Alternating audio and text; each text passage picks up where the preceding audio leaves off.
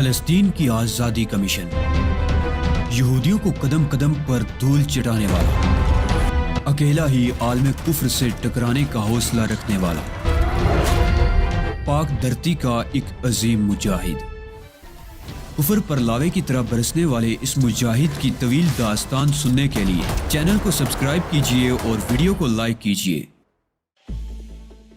تمہیں بڑھ میں دلچسپی نہیں لینا چاہیے کینس، ہماری اور اس کی راہیں الگ الگ ہیں۔ لیزی نے کینس کو سرزنش کی۔ میں تو ایسے ہی پوچھ رہی ہوں، دلچسپی لینے کا کیا سوال ہے؟ کینس نے بے پرواہی سے کہا، ہمارے لیے کینیڈا جانے کا بندوبست کر دیا گیا ہے علی، میں نے خود ہی وہاں کی فرمائش کی تھی، میرا خیال ہے یہ ہماری آخری ملاقات ہے۔ مجھ سے کہا گیا ہے کہ مجھے ممبارڈو پہنچا دیا جائے گا اور وہاں سے میں کینیڈا کے لیے روانہ ہو جاؤں گی۔ بھرطور علی، تمہارا بہت بہت شکریہ، اور میں مطمئن ہوں کہ میں نے غلط لوگوں سے رابطہ نہیں قائم کیا۔ میرے لیے دعا کرنا کہ زندگی کے نئے مرحلے میں داخل ہو کر کامیابی سے آگے بڑھ سکوں۔ لیزی نے کہا، لیزی، تمہارے تعاون کو ہم میں سے کوئی کبھی نظر انداز نہیں کرے گا، اور اگر زندگی میں کبھی موقع ملا تو تم سے ملاقات ضرور ہوگی۔ ویسے تم اطمینان رکھو، کینیڈا جا کر تمہیں فوری طور پر کسی قسم کی مشکلات کا سامنا نہیں کرنا پڑے گا۔ میں اس کے لیے بھی ان لوگوں سے بات کر لوں گا۔ نہیں علی، اب کسی بات کی ضرورت نہیں رہی ہے، وہاں مجھے کوئی تکلیف نہیں ہوگی۔ یہ انتخاب میں نے خود کیا ہے، کیونکہ میری یادداشت میں کچھ ایسے لوگ محفوظ ہیں جن کا قیام کینیڈا میں ہے۔ اگر میں ان سے ملاقات کروں تو وہ میری مدد کر سکتے ہیں۔ پھر میں لیزی اور کینی سے رخصت ہو گیا۔ مسعود طلحہ نے مجھے بتایا کہ بڈ اور میکنو کو بھی طلب کر لیا گیا ہے تاکہ وہ اس مشن میں تمہارے ساتھ شریک ہو جائیں۔ بڈ اور میکنو سے میری ملاقات ہوئی اور پھر اس کے بعد ہم لوگ ساتھ ہی مقیم ہو گئے۔ میں اب بے چینی سے اس آپریشن کی ابتدا کا انتظار کر رہا تھا۔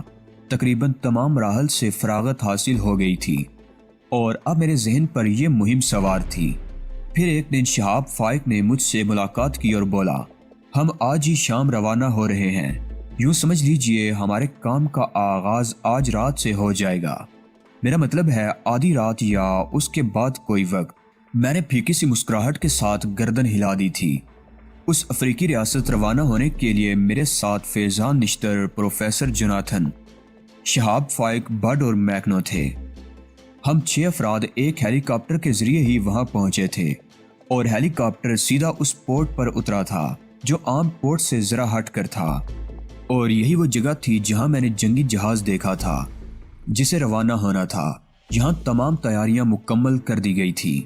افریقی ریاست کے صدر نے ہمیں پرجوش انداز میں الوداع کہا اور اس بات پر افسوس کا اظہار کیا کہ وہ خود اس مہم میں شریک نہیں ہو رہے، جبکہ یہ ان کی دلی خواہش تھی۔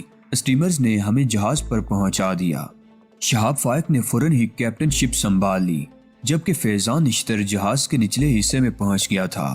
غالباً اس کا رابطہ اس عملے سے تھا جو جہاز کے نچلے حصے میں جدید ساخت کی مشین کنٹرول کر رہا تھا۔ نچلے حصے سے ہمیں کوئی غرض نہیں تھی۔ فیضان نشتر نے وہاں اپنی کمان قائم کر لی تھی اور اس نے پروفیسر جوناتھن کو ساتھ رکھا تھا۔ شہاب فائق نے مجھے ہر چیز کی شناخت کرا دی۔ وہ 80 افراد جن کا تعلق قبیلہ سان بین سے بتایا گیا تھا جہاز پر موجود تھے اور اس وقت اچھے خاصے معقول لباس میں تھے۔ مکمل تیاریوں کے بعد صبح کو تقریباً 4:45 بجے جہاز نے ساحل چھوڑ دیا، لنگر اٹھا لیے گئے اور ہم اپنی نئی منزل کی طرف روانہ ہو گئے۔ بڈ اور میکنو عرشے پر کھڑے عجیب سی نظروں سے ساحل کو گو رہے تھے۔ میں ایک الگ گوشے میں جا کھڑا ہوا تھا۔ اس وقت تنہائی زیادہ اچھی لگ رہی تھی کیونکہ اس طرح ذہن کو سوچنے کی آزادی ہوتی ہے۔ ساحل آہستہ آہستہ نگاہوں سے دور ہوتا رہا اور جب صبح کی روشنی پھوٹی تو آبادی کے دھندلے سائے گم ہو چکے تھے۔ اب چاروں طرف بے قرار سمندر تھا، دیو پیکر موجیں تھی اور خیالات کے وہ عظیم طوفان تھے جو ذہن میں برپا تھے۔ شہاب فائق نے جہاز پر مکمل کنٹرول قائم کرنے کے بعد اور اسے صحیح سمت روانہ کرنے کے بعد مجھ سے ملاقات کی۔ مسٹر علی، اپنے آپ کو یوں تنہا نہ چھوڑا کریں، آپ کی معیت ہم سب کے لیے باعث دلکشی ہے۔ ویسے اس سفر کے بارے میں آپ کے کیا خیالات ہیں؟ کوئی خاص نہیں شہاب، بس میں کامیابی کا خواہاں ہوں۔ ہمیں کامیابی ہوگی علی، خدا کی مدد ہمارے ساتھ ہے۔ ہم نیک جذبات لے کر نکلے ہیں، خدا کرے ایسا ہی ہو۔ میں نے آہستہ سے جواب دیا، علی میں آپ کو ایک شخص سے ملانا چاہتا ہوں۔ کیا آپ نے ابھی تک اپنے ساتھیوں سے ملاقات نہیں کی؟ کیا مطلب؟ میں نے چونک کر پوچھا۔ میرا مطلب یہ ہے کہ آپ کا گروپ ابھی تک آپ سے صحیح طور پر متعارف نہیں ہو سکا۔ آئیے میں آپ کو ان لوگوں سے ملاؤں جن کا تعلق سان بین سے ہے اور جو مشن کے دوسرے مرحلے پر آپ کے ماتحت ہوں گے۔ سان بین قبیلے کے لوگوں میں تقریباً تمام افراد پڑھے لکھے اور تعلیم یافتہ تھے۔ مجھے شہاب فائق نے ایک شخص سے ملایا جس کا نام اوٹو کان تھا۔ اسے انگریزی میں گفتگو کرتے دیکھ کر مجھے مسرت ہوئی۔ میں نے اوٹو کان سے ہاتھ ملاتے ہوئے اس سے اس کی خیریت پوچھی اور اس نے مؤدبانہ انداز میں کہا، گو آپ سے ہماری اب تک کوئی تفصیلی گفتگو نہیں ہوئی جناب، لیکن ہم سب جانتے ہیں کہ آپ ہمارے مشن کے چیف ہیں۔ ہم چاہتے ہیں کہ آپ ہمیں آئندہ پروگرام کے بارے میں بریف کریں۔ یقیناً مسٹر اوٹو کان، میں نے جواب دیا، آپ سے مل کر بہت خوشی ہوئی۔ اوٹو کان سیاہ ضرور تھا لیکن اس کی شخصیت بہت دلچسپ ثابت ہوئی۔ شہاب نے اس سے ملاقات کرا کے اپنا کام ختم کر دیا تھا۔ اس کے بعد میں اوٹو کان کے ساتھ ان تمام بقیہ افراد سے ملا جنہیں آئندہ اس مشن پر میرے ساتھ اہم کردار انجام دینا تھا۔ کافی دیر تک ہم گفتگو کرتے رہے۔ جوناتھن، بڈ اور میکنو بھی آ کر اس گفتگو میں شامل ہو گئے تھے اور میں نے ان تینوں کا تعارف بھی ان لوگوں سے کرا دیا تھا کیونکہ مشن میں جوناتھن، بڈ اور میکنو کی شمولیت بھی میرے ساتھ ہی تھی۔ رات کے کھانے پر جہاں جوناتھن، بڈ، میکنو اور میں موجود تھے وہیں فیضان نشتر بھی تھا، لیکن ہمیشہ کی مانند خاموش اور سنجیدہ۔ میں نے مسکراتے ہوئے اسے اس کی سنجیدگی کے بارے میں پوچھا۔ خاموشی مجھے پسند ہے مسٹر علی۔ آپ میری طرف سے کسی غلط فہمی کا شکار نہ ہوں۔ میں آپ سے مکمل تعاون کروں گا۔ مسٹر جوناتھن میرے بہترین رفیق ثابت ہوئے ہیں۔ مجھے ان سے بہت مدد مل رہی ہے۔ مسٹر فیضان، میں آپ کے بارے میں کسی غلط فہمی کا شکار نہیں ہوں۔ میں تو یہ چاہتا ہوں کہ یہ سفر دلچسپ انداز میں جاری رہے اور ہم آپس میں ایک دوسرے سے دوری محسوس نہ کریں۔ میں اپنے کام میں مصروف تھا اور میرا خیال ہے مزید کچھ گھنٹے مصروف رہوں گا۔ اس کے بعد میں آپ کو کمپنی دے سکوں گا، فیضان نشتر نے جواب دیا۔ کھانے کے بعد میں اپنے آرام دہ کیبن میں جا کر لیٹ گیا۔ پچھلی رات بھی سو نہیں سکا تھا، چنانچہ گہری نیند سو گیا۔ صبح کو بھی دیر تک سوتا رہا۔ طلوع صبح کا منظر گزر چکا تھا اور سورج نکل آیا تھا۔ پھر میں نے ناشتہ کیا۔ جہاز کا سفر بدستور جاری رہا اور ابھی تک کوئی ایسا واقعہ پیش نہیں آیا تھا جو قابل ذکر ہوتا۔ فیضان نشتر نے ناشتے کی میز پر مجھ سے ملاقات کی اور مسکرائے بغیر بولا، میں نے اپنے آپ کو تبدیل کرنے کے بارے میں بہت سوچا ہے، لیکن جو زندگی میں نے اپنی آنکھوں سے دیکھی ہے مسٹر علی، اس کے بعد مسکرانے کو میرا جی نہیں چاہتا۔ ذرا فلسفی قسم کا آدمی ہوں، اس دنیا پر اکثر غور و خوض کرتا رہتا ہوں اور ذہن عجیب سی کیفیات کا شکار رہتا ہے۔ میں فیضان سے دیر تک گفتگو کرتا رہا، پھر ہم ناشتے کے بعد ٹہلتے ہوئے عرصے پر نکل آئے۔ میں نے اس سے ان جنگی ہتھیاروں کے بارے میں پوچھا جو جہاز میں موجود تھے۔ یہ ہتھیار بہترین کارکردگی کے حامل ہیں، وہ بولا، اور اگر خدا نے چاہا تو ہم اپنے دشمنوں پر ان کے ذریعے مکمل فتح حاصل کرنے میں کامیاب ہو جائیں گے۔ اگر آپ چاہیں تو میں آپ کو ان کی تمام تفصیلات سے آگاہ کروں۔ یقیناً میری یہی خواہش ہے، لیکن اس کا اظہار میں اس لیے نہیں کر سکا تھا کہ کہیں آپ اس سے مداخلت بے جا نہ سمجھیں۔ نہیں، ایسی کوئی بات نہیں، آئیے، فیضان نشتر نے نرم لہجے میں کہا۔ میں نے محسوس کیا کہ یہ شخص فطرتاً ہی خاموش طبع ہے، لیکن دل کا برا نہیں ہے۔ جہاز کی نچلی سطح پر لے جانے کے بعد اس نے مجھے آپریشن کی تفصیلات بتانا شروع کر دی۔ ایک بڑا سا اسکرین نظر آ رہا تھا جس کی نچلی سطح پر بٹن لگے ہوئے تھے۔ مجھے ایک کرسی پر بیٹھنے کی پیشکش کر کے اس نے اسکرین کے سامنے والی سیٹ سنبھال لی اور پھر کچھ بٹن آن کر دیے۔ اسکرین پر سمندر نظر آ رہا تھا۔ مچھلیاں پانی کی سطح پر نمودار ہوتی اور پھر غائب ہو جاتی۔ ان میں بعض بڑی بڑی مچھلیاں بھی تھیں۔ شارک مچھلیوں کے گرانے سمندر میں آباد تھے اور ان کے غول کے غول نظر آ رہے تھے۔ غرض سمندر اور آسمان کے علاوہ اور کوئی ایسی چیز نہ تھی جو سامنے ہو۔ پھر اس نے کچھ اور بٹن دبائے اور اسکرین پر دوسرے مناظر ابھرنے لگے۔ میں نے حیرت سے دیکھا، بہت سے آبی پودے نظر آ رہے تھے، چٹانیں اور نہ جانے کیا کیا۔ فیضان نے مجھے بتایا کہ اب ویژن کیمرے سمندر کی تہہ کا جائزہ لے رہے ہیں، اس طرح ہم ان آبدوزوں کی تلاش میں آسانی سے کامیاب ہو سکتے ہیں۔ وہ بولا، یہ جدید ترین آلات ہیں، ورنہ اس سے قبل صرف آبدوزوں کے سگنل موصول کیے جاتے تھے، لیکن یہ تمام مشینیں اس دور کی جدید ترین ایجاد ہیں۔ ان کے ذریعے آبدوزوں کو سطح سمندر سے نیچے بھی دیکھا جا سکتا ہے اور ان کا نشانہ لیا جا سکتا ہے۔ مثلا آپ وہ پہاڑی دیکھ رہے ہیں، وہ جس پر ایک بہت بڑا آکٹوپس نظر آ رہا ہے۔ فیضان نشتر نے ایک لیور کو دبانا شروع کر دیا اور پہاڑی کا منظر نمایاں ہوتا گیا۔ انتہائی خوفناک اور بہت بڑا آکٹوپس اس پہاڑی کے ایک حصے میں موجود تھا۔ اس کے بعد اسکرین کا ایک حصہ تاریک ہو گیا اور اس پر نمبر ابھرنے لگے۔ میں غور سے ان نمبروں کو دیکھ رہا تھا۔ فیضان نے کہا، یہ اس پہاڑی کا ناپ تول ہے۔ اس کی چوڑائی تقریباً 110 فٹ ہے اور اس کا فاصلہ اس وقت اس جہاز سے تقریباً 13 کلومیٹر ہے۔ اس طرح ہم وہ تمام اعداد و شمار حاصل کر سکتے ہیں جو ہمیں درکار ہوں۔ میں آپ کو تجربتاً یہ پہاڑی تباہ کر کے دکھاتا ہوں۔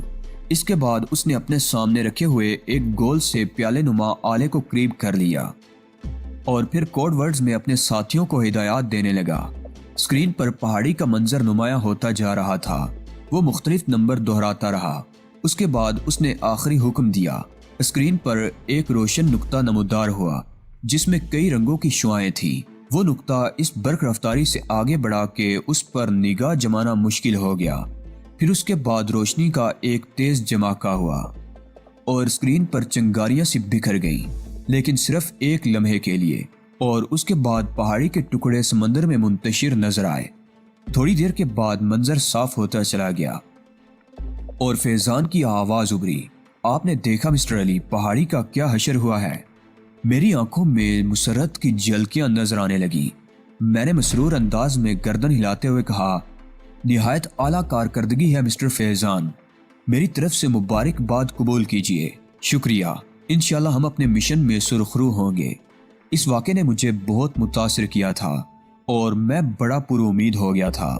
فیضان سے بہت دیر تک گفتگو ہوتی رہی اور اس کی طرف سے میرے دل میں جو اندیشے تھے وہ سب کے سب دور ہو گئے۔ میں وہاں سے نکل آیا اور باہر کے معاملات کا جائزہ لینے لگا۔ بڈ اور میکنو عموماً ساتھ دیکھے جاتے تھے۔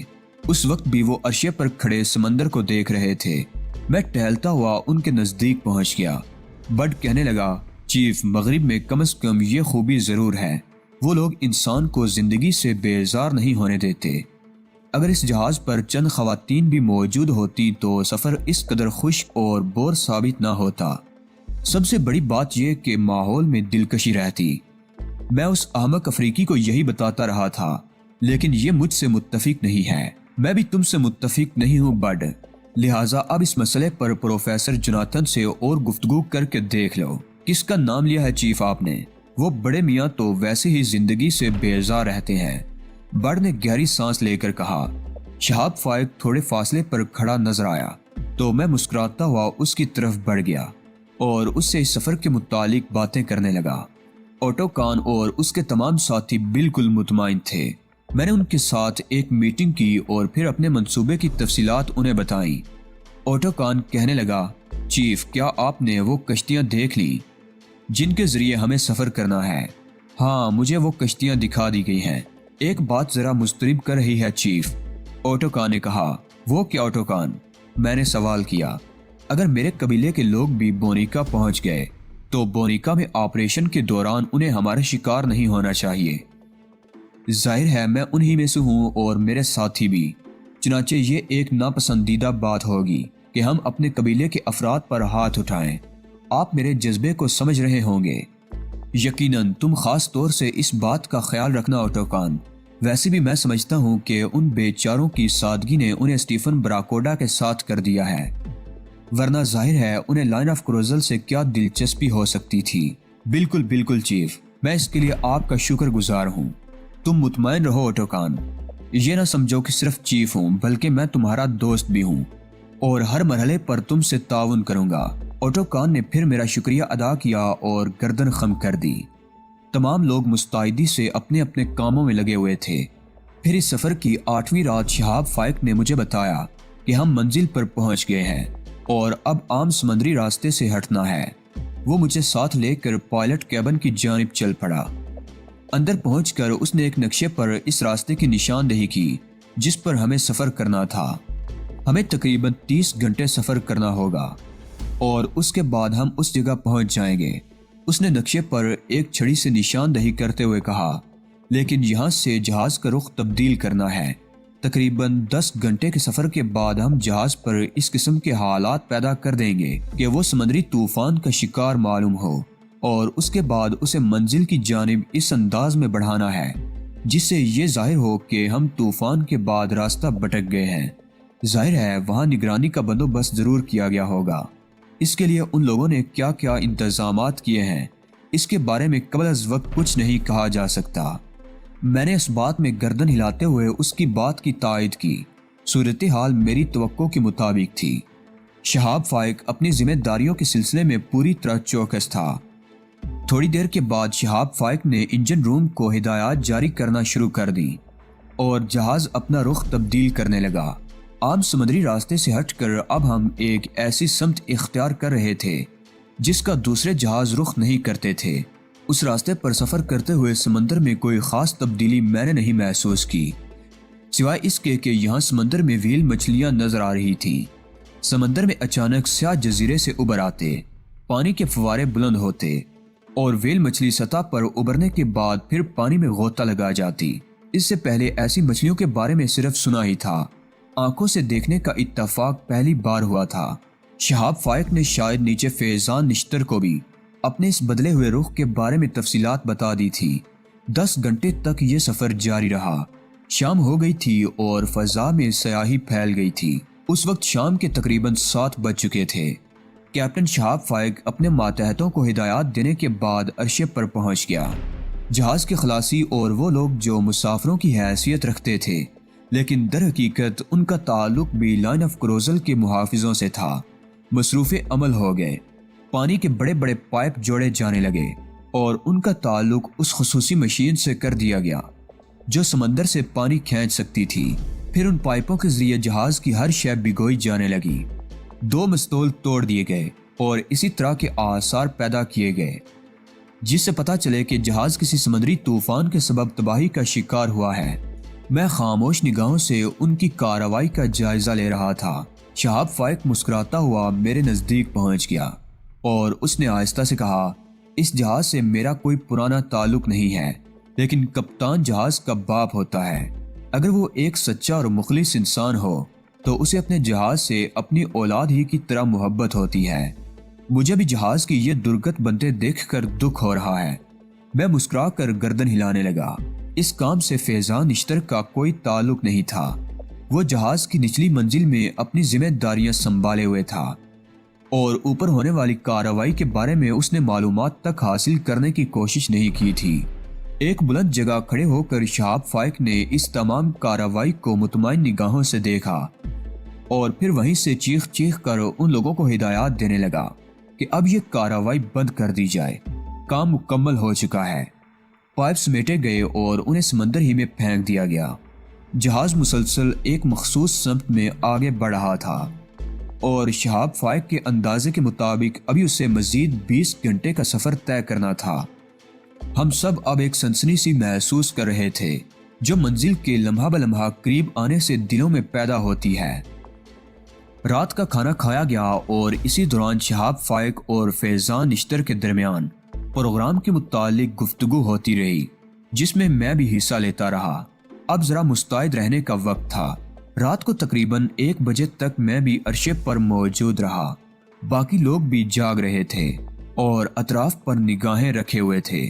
شہاب فائق کا مسلسل فیضان سے رابطہ تھا اور فیضان اپنے مخصوص مشینی ذریعے سے جو کچھ دیکھ رہا تھا اس کی رپورٹ شہاب فائق کو دے رہا تھا۔ دونوں مشترکہ طور پر مصروف عمل تھے۔ میرے لیے چونکہ اس وقت کوئی خاص کام نہیں تھا، چنانچہ میں واپس چل پڑا اور اپنے کیبن میں آ کر لیٹ گیا۔ چند گھنٹے نیند لینا مناسب تھا۔